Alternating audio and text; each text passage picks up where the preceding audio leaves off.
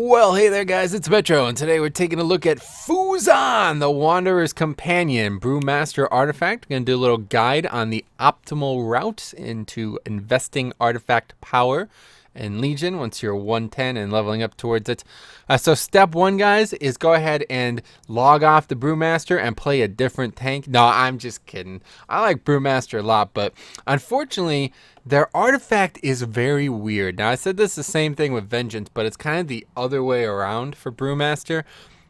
It feels like whoever designed their artifact was not in line with some of the other artifacts. And we're going to talk today a little bit about why.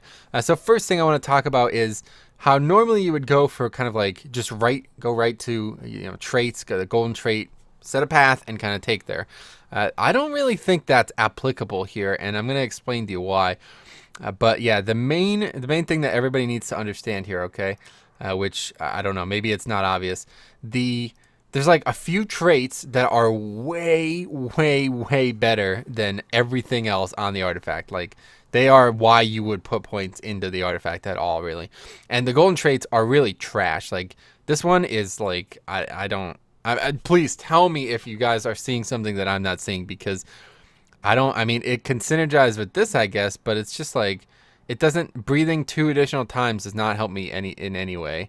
And then this, activating Fortifying Brew grants you 25% dodge for 21 seconds is like, when you put Fortifying Brew up, you're already using your strongest CD. It doesn't need to get better. I don't know. So anyway, those two things are really bizarre, but what is even more bizarre is how good some of these regular artifact traits are. So this one's not bad, all right? You're obviously going to take this one pretty early anyway, but it's not really anything to discuss because how basic it is. Now, this one, I think this is probably the best artifact trait on the entire weapon. It's just a damage reduction every time you use Breath of Fire, which previously did not reduce damage in any way. So giving this ability a damage reduction is just perfect, right? And then after that, there's another one here. It's the same thing. After you blackout strike, you also reduce the damage of your target's next auto attack against you by 2%. So yeah, this one lasts longer. Hot-blooded is better, but both of these together are just so much better than anything else on the entire artifact. So it's kind of difficult to make a decision for me about which pathing I like. And then there's also some great synergy. This is really good. This is decent. Like it's good. It's better than some of the other ones. But then, of course, you have Obstinate Determination, all right, and that synergizes really well with Overflow, which I think Overflow is probably the best one. Just kind of how the model is going to shake out for monks. You're kind of never going to be at full health. That's kind of how Stagger is designed, and even people are like, it wasn't like this in the past, but that was kind of because of guard. So anyway, yeah, you're going to be at low health often, so it's very good to have these healing spheres, especially the greater ones. So once you get this, these two become really strong. So yeah, basically you have like this, Hot-Blooded, you have Dark Side of the Moon, you have Obstinate Determination, and Overflow, which are basically better than everything else on the artifact, including the golden traits. I mean, this is the only good one if you ask me, and it's still not very good compared to those. Like I would, for 1.5 seconds, 10% dodge, I would take these ones. I would take a 6% reduction in the target's damage done to you any day. Any day. Any day of the week. That's better. So yeah, I don't know. Anyway, so let's talk about the path that I see immediately. I think this is really just going to be kind of like a happenstance. You're going to kind of have to come to your own conclusion on what you want to do. But regardless, we're going to go right for this. Hot-Blooded is definitely not something you could avoid, so you need to go right for that. And then Potent Kick helps you a little bit as well. So you'll get Hot-Blooded immediately, and then now you're at this big junction. You can go over this way, you can go down this way, or you can go down this way, or any other way from there, really. And this is kind of where things kind of veer off. But I really do like this golden trait. I think it's the only one really worth considering. I also used to consider this, but see, at the time, this Dragonfire Brew was swapped with this Hot-Blooded. Hot-Blooded was just a 6% golden trait here, and it was a really good addition. It made a lot more sense to make that a golden trait. But I think this is kind of like a buff to monks. They kind of make them a little bit stronger without having to commit all the way.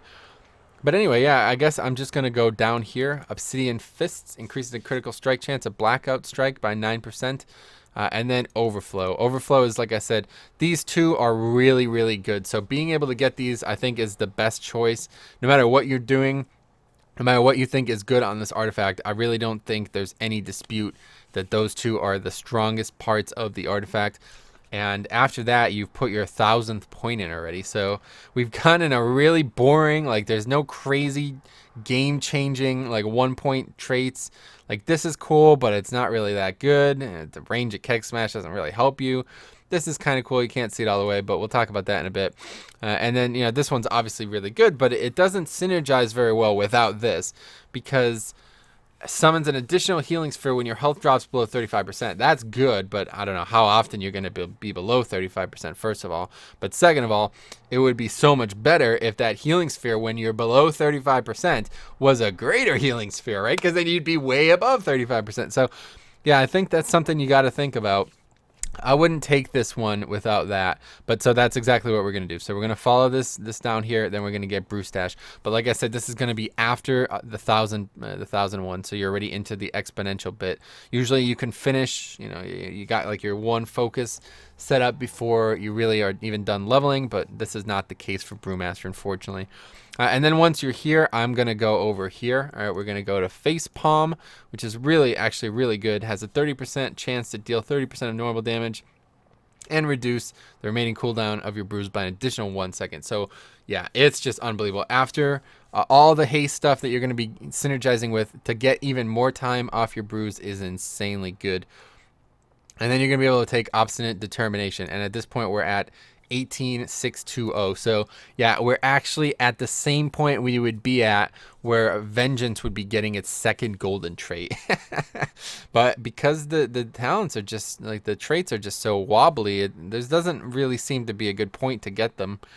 So I would say that is definitely the way to go. All right, Obstinate Determination is like your second golden trait, basically. Really, if this was just a little bit weaker, I wouldn't even take that. I would just start going right there once you get Overflow. But regardless, this is kind of like the first 2-week progress path, okay?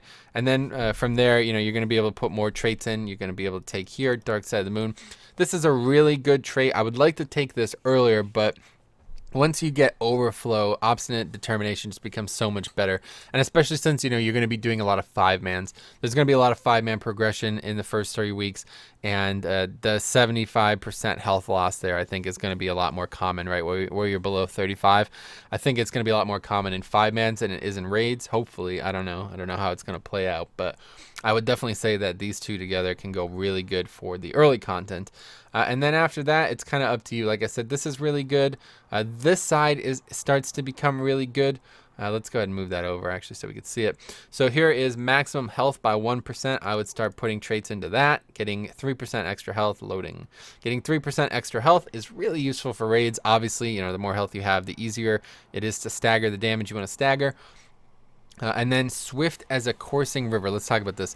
Activating Fortifying Brew, Purifying Brew, or Iron Skin Brew increases your movement speed by 6% for 15 seconds, stacking up to 5 times. So yeah, you could actually get this. I think you can get this up 100% of the time. I'm not exactly sure. You'll definitely be able to do it when you have high haste. Definitely be able to do it when you have high haste. So I would take that. I think this is going to be, there's some lot of utility to be had there. I would take it earlier because it goes really good in dungeons, but like, you don't really need a 30% movement increase while you're tanking in dungeons. It's kind of, you already have the mobility you need as a monk. So maybe this is just kind of superfluous, but I can't really say for sure. And then these two things are kind of more tank focused, more raid focused, I guess is what I'm trying to say. Progression tanking focused. Fortifying Brew increases the damage you delay with stagger by an additional 6%, and they're basically just making your strongest CD better. But it's important to realize that it's not just your strongest CD, it's a CD that gets exponentially better with haste, because the more haste, the more time you can take off it, because you have higher haste, you're using abilities more often, barring you're not playing improperly. You can take a lot of time off this ability, so these two things go really well once you're already highly geared, but I would recommend avoiding them at all costs when you're leveling up and preparing, because they don't help you. You're not going to be using Fortifying Brew that much in dungeons. It's way too long of a CD until you have enough gear to reduce the CD of it properly for you to use in a high impact scenario. So yeah, there's that. There's just, a lot to consider. And then, from there on, you really don't have any options left. I would take Smashed. I know it's up to you guys. If you find like the range on Keg Smash thing is interesting, let me know. but I don't like to use Keg Smash until everything's fully grouped up. There's a lot of packs where I would use this on, and like, you know, there'd be like mobs here, and then 2 more out here, and then maybe like 1 more out here or something like that. Some of those mobs might not get hit by it. It's got a pretty large splash range. Let's actually take a look at that. Yeah, I mean, within 8 yards. So 8 yards is not that big. If there's a pack that's kind of loosely spread, which I think there's going to be some, then yeah, you're probably not going to be able to use that to great efficacy anyway. Like, obviously the goal is, the reason this is a talent is so you can use it on the way in. It gives you something to use on the way in, but I would much rather just use it like properly, you know, when everything's grouped up. So anyway, you can take that, and then from here your other option is this. This synergizes really well with everything else we've picked up. 3% critical strike after, you know, 3 seconds after dodging or healing from Gift of the Ox goes really well with this, and of course really well with that. And then you could take this, which I don't know, maybe, please tell me if I've done something wrong here, because I just don't see how this is even worth taking. But anyway, you're going to take it eventually, so that's that. One other thing I want to talk about with Brewmaster is this talent here, Elusive Dance. All right, I feel like this talent synergizes even better. Like this, I really like this talent, but I think this talent goes really well with all the things we discussed. Purifying Brew now clears an additional 15% of damage delayed with stagger, and it also grants up to 15% dodge and damage done for 6 seconds. So you're going to be using Purifying Brew very frequently, because first of all, you want to increase your damage. Obviously, it's very good for 5-man tanking, but it also is now an incredible defensive reduction. 15% dodge is nothing to sneeze at, especially when you're adding another 10% dodge. So yeah, it's pretty cool. Those two things go really well together. But if you're using Brew Stash, or if you're not using Elusive Dance, I guess, then Brew Stash becomes much worse. So yeah, like, for some reason I've terribly miscalculated.